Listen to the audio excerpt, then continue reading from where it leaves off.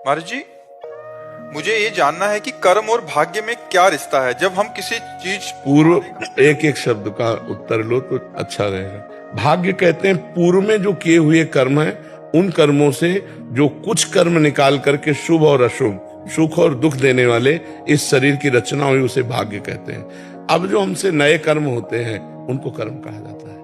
कर्म और भाग्य में अंतर है। पूर्व के किए हुए कर्मों के परिणाम स्वरूप जो मुझे देह मिली, ये भाग्य से मिली।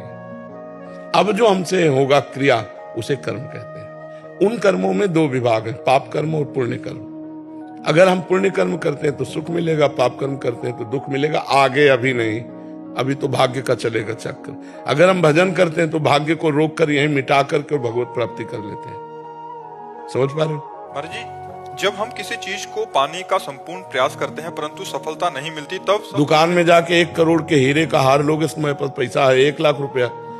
ऐसे ही यहाँ जो तुम्हें चाह है उसके अनुसार से तप करो, उतना भजन करो, उतना पुण्य करो, तब आपको प्राप्त होगा। ऐसे थोड़ी प्राप्त होगा। एक पापी आदमी बहुत धनी दिखाई दे रहा, बहुत सुख सुविधा दे, वो पूर्व का पुण्य आत्मा है, उसने पुण्य किया है। अब वर्तमान में उसकी खेती पाप की है, पूर्व का पुण्य है, इसलिए खूब सफल है।